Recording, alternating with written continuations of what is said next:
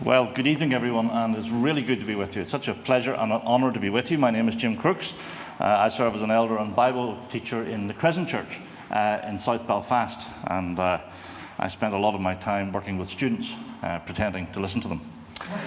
So it's a real pleasure to be with you, and I want to begin, because our topic tonight is how we treat the earth. Does it matter? And so I want to begin by reading with you the most majestic opening of any piece of literature, the first verses of Genesis chapter 1. If you're here tonight and you're not a Christian, can I say that you're particularly welcome. I'm going to do my best to treat our subject seriously. I'm not simply going to use it as an excuse to harangue you. I'm going to take our subject seriously. And so we'll begin by reading these majestic words. In the beginning, God created the heavens and the earth. The earth was without form and void, and darkness was over the face of the deep. And the Spirit of God was hovering over the face of the waters. And we'll drop down to verse 9. And God said, "Let the waters under the heavens be gathered together into one place, and let the dry land appear." And it was so. God called the dry land earth, and the waters that were gathered together he called seas. And God saw that it was good. In the year 1977, NASA launched its Voyager 1 spacecraft and sent it into outer space, and it passed by Jupiter and Saturn and on into interstellar space. And today it is 14.5 billion miles away from Earth. But just a few years into its travels, the scientists came to that point where it was about to leave our solar system, and they turned the spacecraft around so that it effectively could take a selfie of the Earth, one last photo of planet Earth. And at that immense distance, the Earth was just a pale blue dot. And the atheist scientist Carl Sagan is remembered for making a speech called "The Pale Blue Dot." And he says this: "Look again at that dot. That's here. That's home. That's us.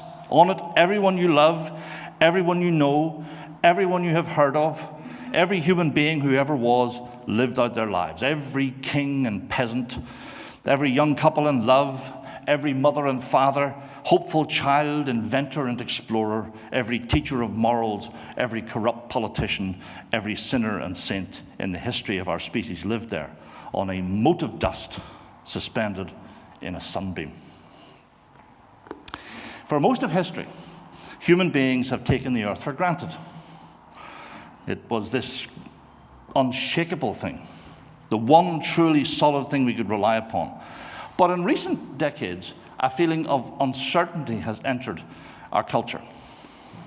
Even fear has gripped many people, because it is believed that the planet is in trouble. The entire scientific establishment warns us of an ecological disaster. Protest groups like Extinction Rebellion have tapped into a passionate desire amongst teenagers and young people today, young adults today, to make radical change, to change the way we travel, the way we eat and consume products. The number of vegans in the UK has quadrupled. I once had to give a talk on veganism. Yes, I didn't have a lot of credibility, but anyway, and so some of the Christian students who had invited me to talk on this subject suspected I knew nothing about it. And so they asked, in fact demanded, that the week before I had to go on a vegan diet to try and build some empathy with the likely audience. But their plan completely backfired, because by the time I came to give the talk, I was so angry that I didn't really even take any questions, and I immediately drove up to McDonald's on Carryduff afterwards. But it is amazing, the number of vegans in the UK. It is quite likely, in 20 years' time, that meat eaters will be regarded the way cigarette smokers are regarded today. In this talk, I'm going to try and ask and answer 4 questions. First, we'll address the question, is planet Earth in trouble? Is the threat of an ecological disaster a real one, or is it just hype? Secondly, I want to think about the relationship between humans and planet Earth. What is our relationship to the earth? And we're going to discover that all the problems we have created as a race come from getting our relationship with the earth wrong. Thirdly, we need to answer a really practical question. How should we treat the earth? But I want to finish by asking the most basic question of all. What is the Earth for? Does it have a purpose? And if so, what might that purpose be? So, that's the plan. I should say up front, for those of you who are not Christians, that I will be coming at these 4 questions from a Christian perspective. There are some non-Christians who blame Christianity for messing up the planet. They argue that Christianity is responsible for our mindset that has encouraged men down through the centuries to plunder and to vandalize the Earth's resources. So I'm going to try and answer those charges as we move through the 4 questions. So let's begin with the simple, factual question. Is planet Earth in trouble? Are those warnings of impending doom real? Well, there is no doubt that some of the warnings are exaggerated. There's a well-known politician in the United States called Alexandra Ocasio-Cortez, and she famously said some years ago, "We have 12 years to save the world. The world will end in 12 years if we don't change." It's that sort of apocalyptic vision that's terrifying millions of teenagers today. Psychologists will tell you that eco-anxiety is a serious problem amongst young adults.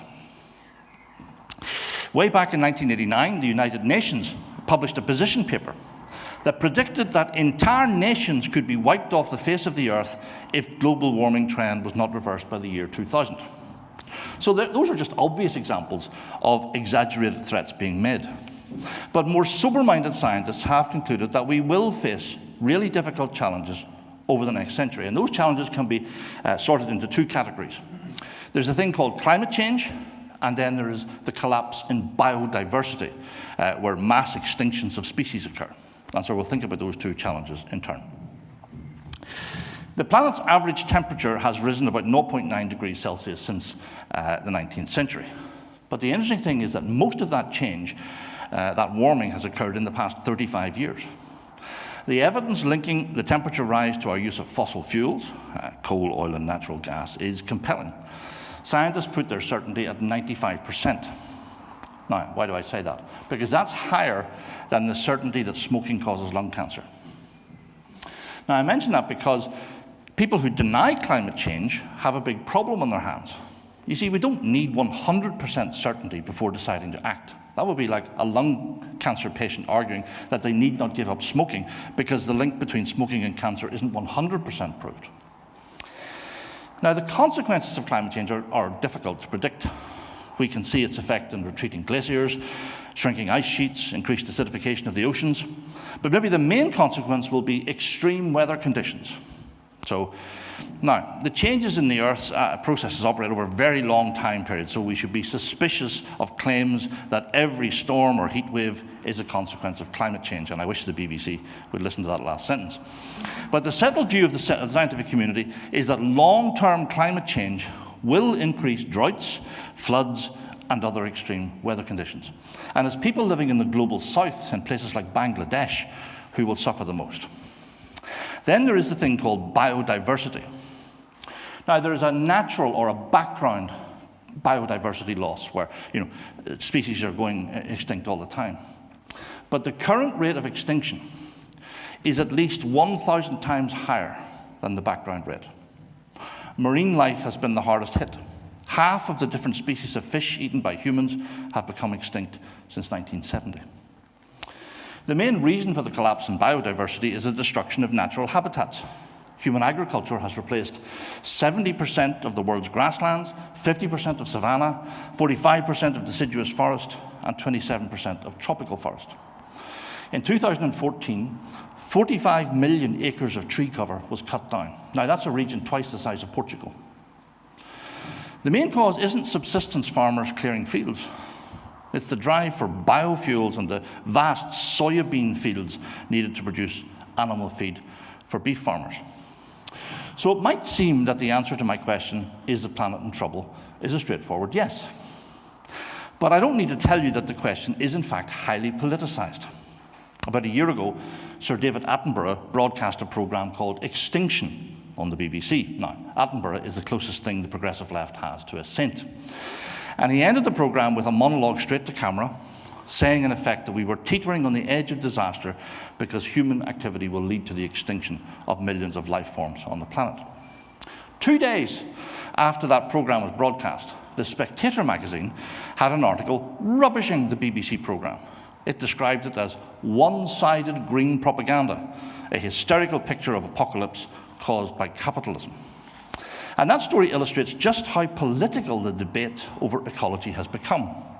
You have the woke liberals of the BBC on one side and the right-wing humanists of The Spectator on the other side. So we have complicated science wrapped up in the middle of a political dogfight. For the purposes of this talk, I'm going to proceed on the basis that the ecological challenges we face are real and significant. I fully accept that it's a political minefield, but here's the thing. The prospect of ecological disaster shouldn't come as a surprise to Christians. In the Bible, the wrath of God in history usually takes the form of God handing humanity over to experience the consequences of its own rebellion, of its own sin. And anyone who has read the book of Revelation will know that the consequence of unbridled consumerism is a series of ecological disasters. So Christians, more than any other group of people, should expect the planet to be vulnerable to humanity's excesses. My second question is going to allow us to think about the spiritual roots of the problem. What is humanity's relationship to planet Earth?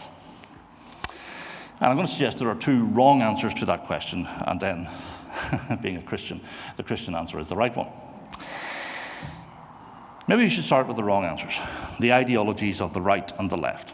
In simple terms, we can characterize the right-wing view of ecology as the modernist view and the left-wing view as postmodernist. So in the 17th and 18th centuries, the modern way of thinking about the world arose. God was banished from the heavens, and man became the measure of things. He stood alone in the universe. It was the human spirit that would triumph over all our foes. And modernists like Francis Bacon declared man had become, and here's the phrase, the master of nature.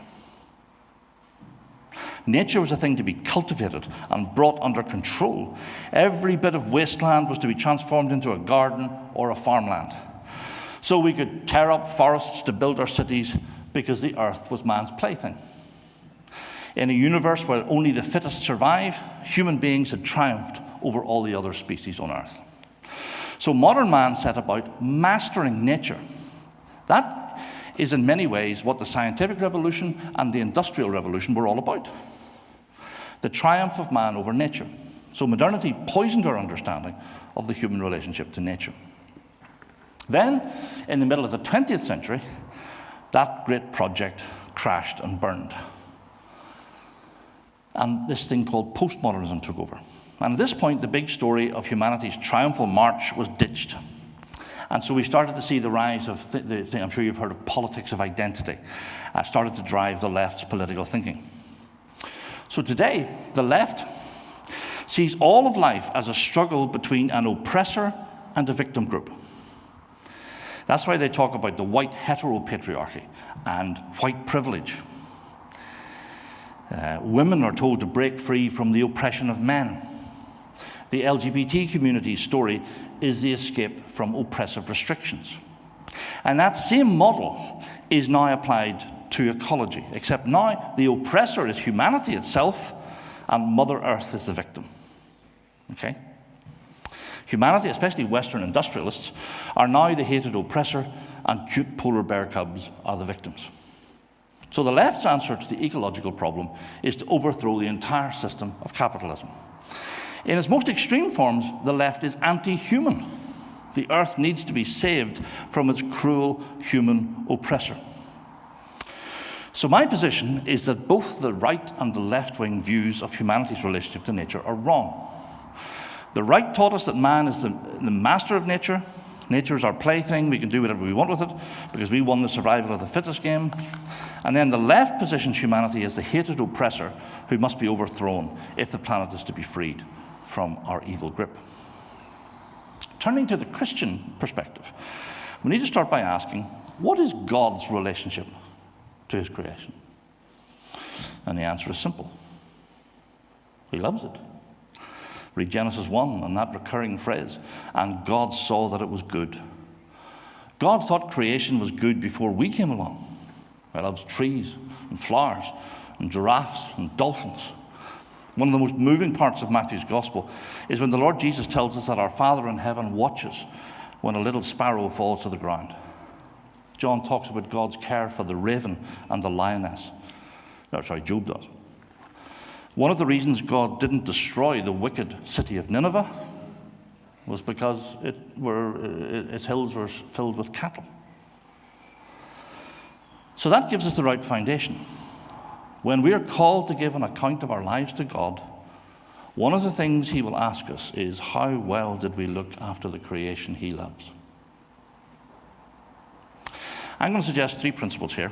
First, humans are part of the community of creatures. I would encourage anyone who seeks biblical wisdom in these matters to start reading Job chapters 38 and 39. For starters, they contain some of the greatest poetry ever written. I love them. God takes Job on this great tour of his creation. He shows him a doe crouching down as she gives birth to her young. He makes Job listen to the braying of a wild donkey. He shows him a war horse rearing up in excitement as it charges at the enemy. Now, the end of Job is a really deep reservoir of theology, but on the surface it reminds us that human beings are part of the community of creatures. We are. We were formed from the dust, so there is a kinship with the rest of nature. We aren't alien overlords who control the rest of nature. So that first principle answers the right-wing view of the man-nature relationship. But the second and third of my principles will answer the left-wing view. The second principle is that humans are uniquely valuable. Why? Because we are God's image bearers. We are made in the image of God.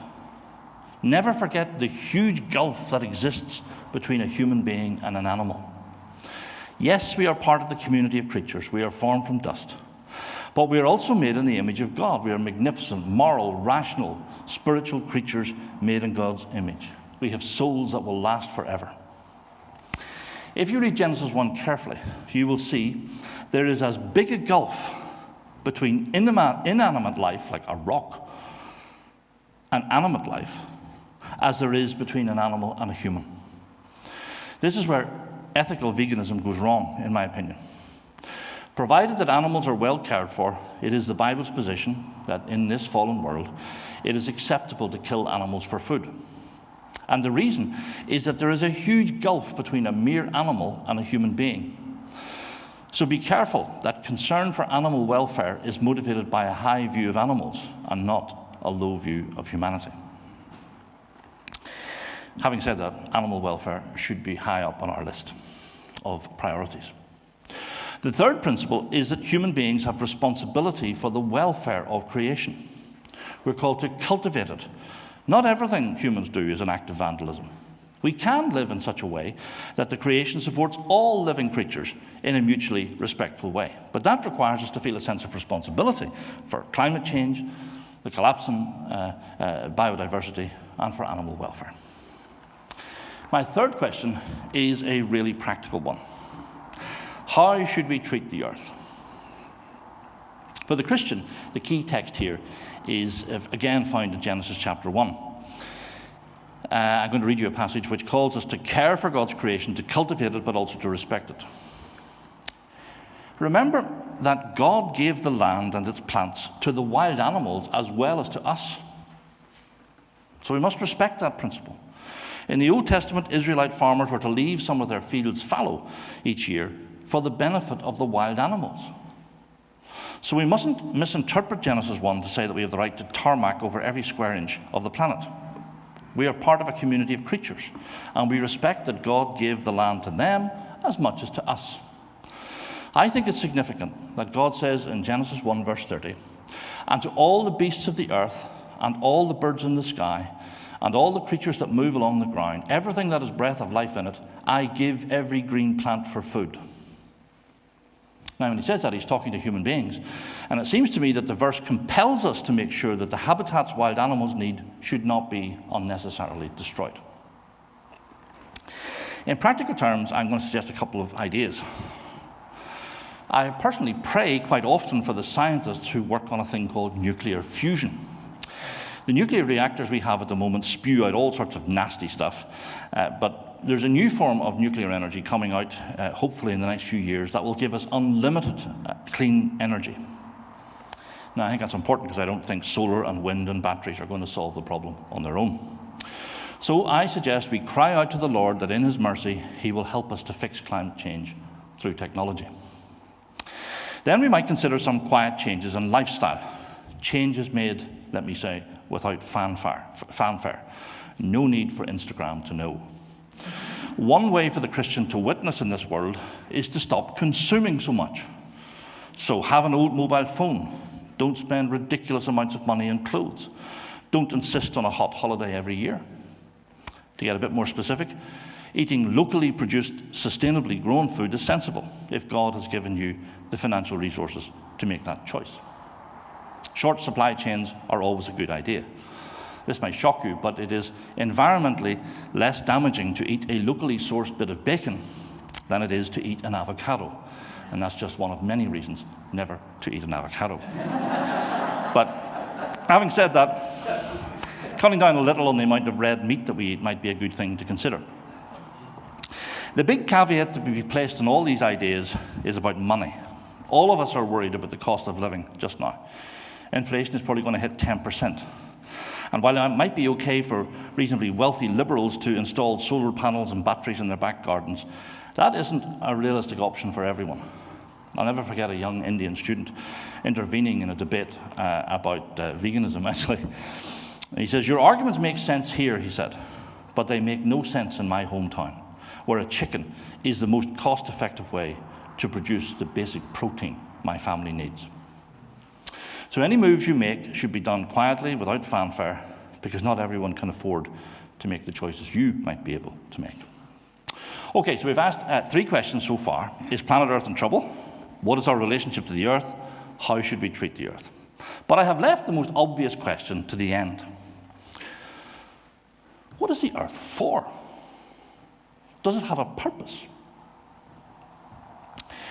Now, when I summarize the talk in this way, it's obvious that I really should have started with that question, shouldn't I? But here's the strange thing.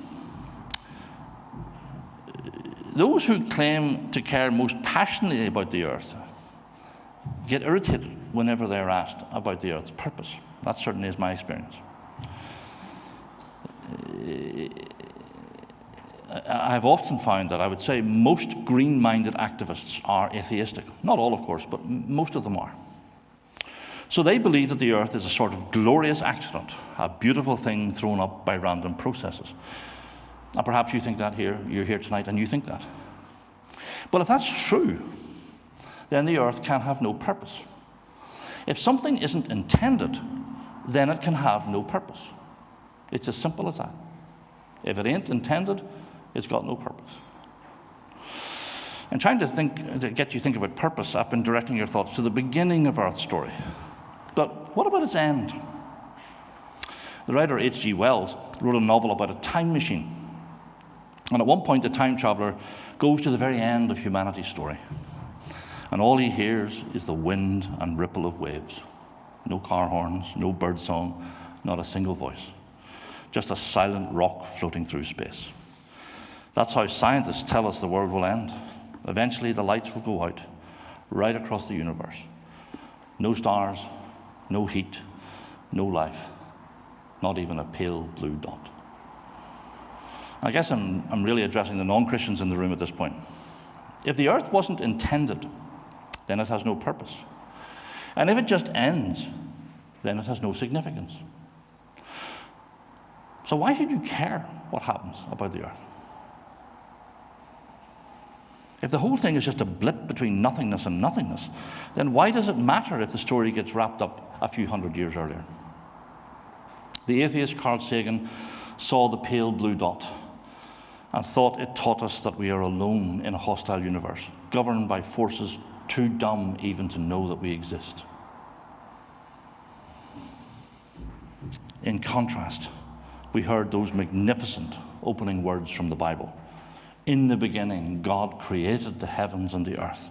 God intended this planet. He built it a bit like a stage on which the great drama of the human story could be played out. God loves his creation, and yet he allowed us to vandalize the earth, to fill it with violence and malice and cruelty and greed. I guess he could easily have erased the pale blue dot, but instead, he came onto the stage himself. That is the great story of Christianity. God enters his own universe as a man. In the person of Jesus Christ, God comes close to us. He enters into our humanity to deal with our sin and rebellion, allowing us to reestablish our relationship with our Creator. And then comes the great reversal. You see, in a fallen world, everything seems to end with decay and death. The little baby goat that jumps for joy one day will get eaten by a tiger, or it will just collapse and die. But then, of course, one day the magnificent tiger will age and get arthritis. Its fangs will break and it will die. Man's days are like grass, says the psalmist. The wind blows and it is gone. The atheist says it's the circle of life.